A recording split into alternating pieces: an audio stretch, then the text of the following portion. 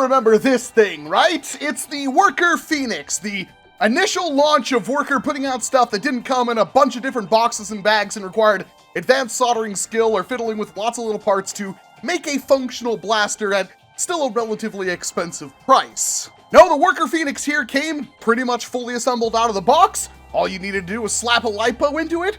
3-stage flywheels hit like over 160 FPS, which was pretty darn good, and honestly still is pretty darn good. But since this thing came out, we got things like the Dart Zone Pro Mark III, which for most people is the more accessible option. But if you wanted to get into high-end flywheelers and wanted something that loaded a mag in through the grip and had some, I mean, I'm not going to say it's good full auto, but it had acceptable full auto performance, the Worker Phoenix, well, the Worker Phoenix might have been your choice. Maybe you're dual wielding them, and for the price of anywhere from like $110 to $150, probably gained quite a crowd. I'm sure a lot of you out there have them. Maybe I should call this the Worker Phoenix 1.0, because now there's a 2.0. And I guess watch out who you call ugly in middle school, because she looking like a snack. Yes.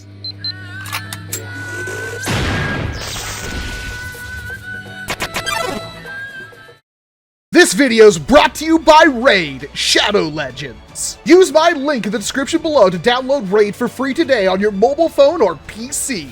What does Raid do differently? How about forming a team from over 600 champions coming from unique factions to fight in strategic turn-based battles with gorgeous 3D visuals? Then customize your champions further with masteries to specialize them into different unique roles? Then swapping and upgrading your champion's gear to push them even further into the spot you want them to be in? In Raid, it's all about choices and how you want to play. The latest obstacle in Raid is the new 6-headed Hydra, where each head has a different strategy to take down and all of them want you out of their many faces.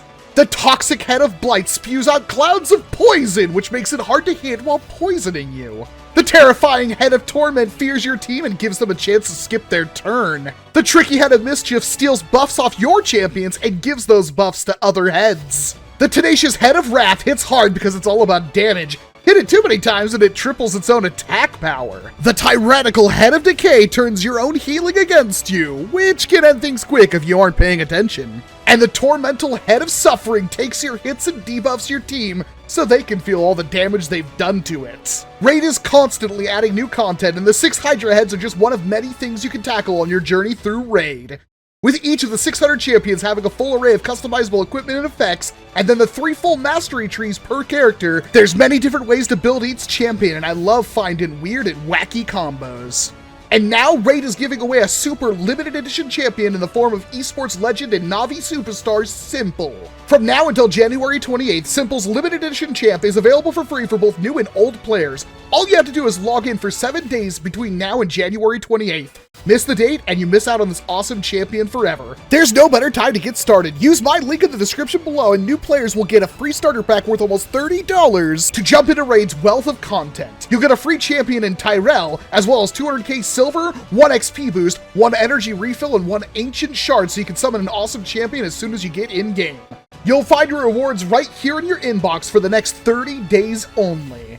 So what are you waiting for? Thanks again to Raid for sponsoring this video. Hey, I know I ask for maybe too much sometimes, but consider clicking the link down below to try out Raid and help the channel, because sponsors are really what's going to help this channel break into the future that I want it to be in. War is coming soon. Toucher, Fashion, Hunter, ages 14 and up, and that's about all we get on the box. This is the 2.0 that I've been ecstatic for, because it just looks cool. Like, it's probably the same thing as this, but in a way cooler shell. Broken inside, I don't really care that much about the packaging. Instructions that do have spots of English on there, like fluorescent sight and decorative flash hider. And this is the blaster itself. And I don't know about you, but this is like a lot thicker than I was honestly expecting. Actually, I don't know what I was expecting, because of course this thing's gonna be big. I mean, from the spec sheet, it's literally the same thing as this one. Now, I should point out that this one has a rail right here. This is the only tactical rail on this blaster. However, that means this is not the Select Fire version yet. Worker is sending me the Select Fire version, and I will hopefully have that within the next week or so. So make sure you get subscribed to see the review on that. And I look forward to trying to install that thing, but that does go in the space where the single tactical rail is. Otherwise, she's super curvy and everywhere it matters. This grip is very nice because it has this like rubberized sleeve on it and popping loose right there. It doesn't have anything holding it on because you got to take it off in order to take the blaster apart, but very nice feeling. I think the added grip from the rubber helps offset the fact that the actual grip is massive because it has to house an entire Talon mag in there for short darts. And it does come with 10 of Worker's own brand half-length darts. It's like a standard Nerf dart except for cut in half, which obviously if this thing is going to fit in a mag that fits in the grip that you put your hand around, it can't be this size because there's no way you would, obviously. Speaking of which, it comes with a lovely like slightly lightish black, maybe very dark gray 15 round Worker Talon mag, one I haven't seen before, but it's an angled one. It does take angled Talons as opposed to the ones that aren't angled, which could be a problem for some people. Kind of depends on your use case. I personally don't mind all that much, but I do this for a living, so take my opinion with a grain of salt. Got a big orange flash hider muzzle thing here, which offers absolutely no tactical advantage whatsoever, but is pretty much a requirement because while this, I get inevitably going to get a whole bunch of comments about how this doesn't look like a firearm, and go ahead and go buy the black one because there's a black or a gray version that I think you can buy that people will argue doesn't look like a firearm. It looks like an MP7, or this thing could very easily be misconstrued for a firearm, especially if it's pointed directly at you, or rather pointed at somebody that you're standing behind and you see that. It's very obvious. Like, I'm kind of mad about the mag. That should be like bright orange in my opinion, but at least we have this muzzle because now you instantly can tell, oh yeah, that's not actually a firearm. That's clearly a toy. At least there's no like law for that, but that's what it's for. But that's apparently an argument I'm never going to win. It also comes with this grip, which conveniently is detached and fits it on the front. So you got a nice foregrip right there, and you can remove it if you want to have this spot right here to put your hand on it. However, this also has an Allen key at the bottom of it, and the Allen key is for accessing the battery door. So you could put thumb screws in the blaster or just use the included Allen key, which I'm having trouble. I have no nails right now because I just cut them.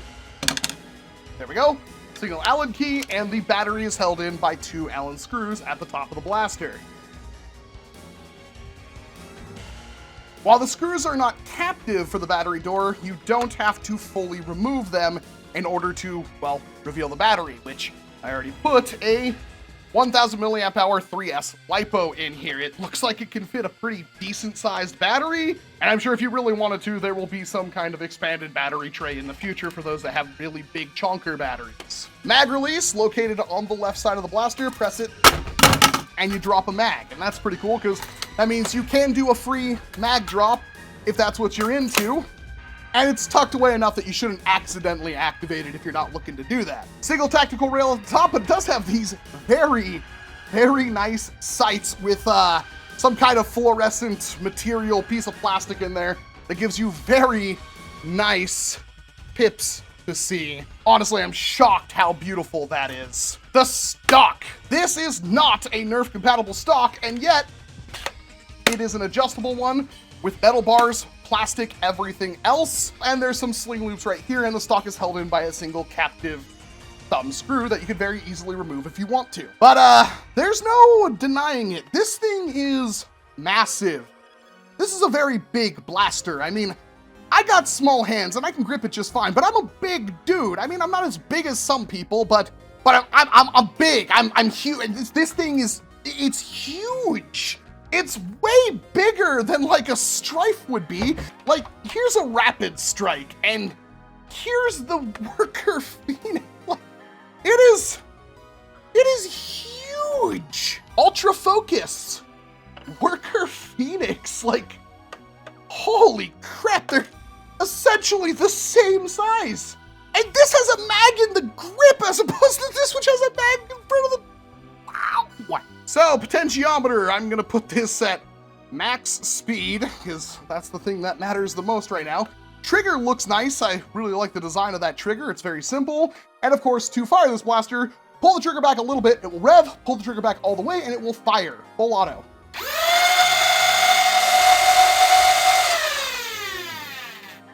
that does not sound all that powerful.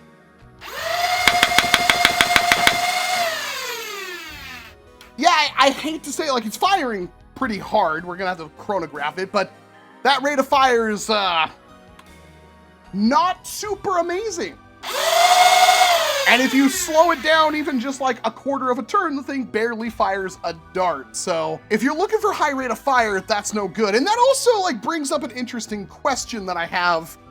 With this blaster, it has a select fire thing, which I am a massive fanboy for select fire because I like pressing the trigger once and seeing 3 darts go downrange or 2 darts go downrange or whatever it is. This has, again, a select fire kit coming. I will be reviewing that kit in this blaster, but if the rate of fire is that's the maximum, select fire is gonna be kind of pointless. All right, let's chronograph it and do an accuracy test because I just really want to shoot it. I mean, as big and huge as it is, at least it's super freaking cool looking. All right, Worker Phoenix 2.0, standard Adventure Force Pro darts, full battery. Let's see what this thing can do.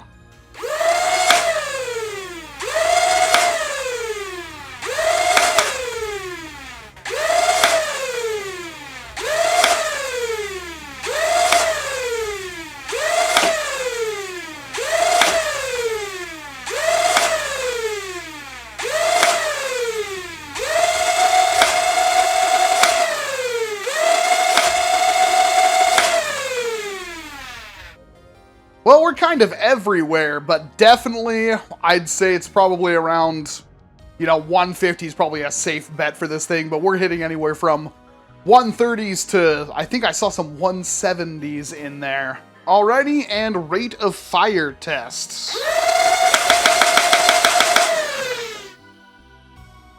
And I will put math on the screen right now that tells you how many rounds per second that is. All right, we've got the Worker Phoenix 2.0 here. I've got the Gunpower SMT downrange. We're gonna do a bit of an accuracy test and just see how well the Worker Phoenix 2.0 performs. So far, seems pretty much identical to the original Worker Phoenix, just in a cooler shell, which isn't a bad thing at all. But I really want to see if the accuracy is flywheel or not, which let's just assume it's going to be. The first challenge, of course, is actually hitting the game mode we want to play. Hey, first shot. Maybe it's pretty good. Alrighty. Oh, this is less good. All right, I'm not going to take this thing off full auto. I'm going to keep it at the maximum rate of fire and just kind of play around with how well the control goes when firing this thing.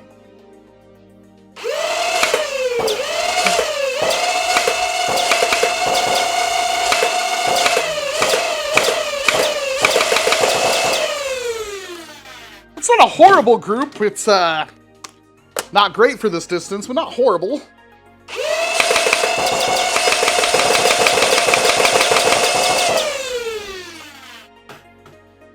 That's pretty okay.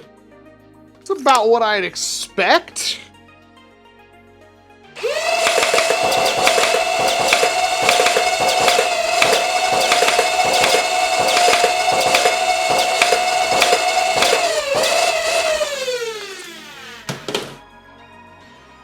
You can control it. It's not the easiest thing ever, but I feel like with some practice, it wouldn't be that big of a problem.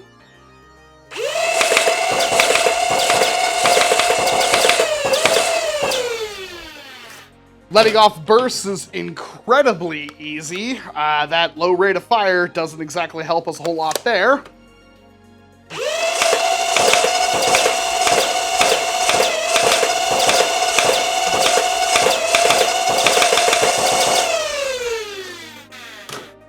We're out. I guess we're out. That was every single mag that quickly. Let's be fair. The rate of fire isn't exactly stellar, but the rate of fire also isn't that bad. It's definitely usable. It's just, does this thing need like select fire and stuff on top of that when the rate of fire is that low? Kinda doubt it. It looks good. It feels good. It definitely has some power to it, and it comes as a pretty much fully assembled blaster out of the box, which means you don't have to do any kind of soldering or anything to get this blaster up and running. For $140, that's definitely acceptable and definitely tempting. However, is it different enough from the original Worker Phoenix? They feel about the same kind of blaster, and obviously the Worker Phoenix 2.0 is superior to the original, but by a dollar amount that matters. So again, I have the whole brain board for this thing coming. It actually should be here perhaps tomorrow, maybe even the day after, and it will take me a couple of days to install it.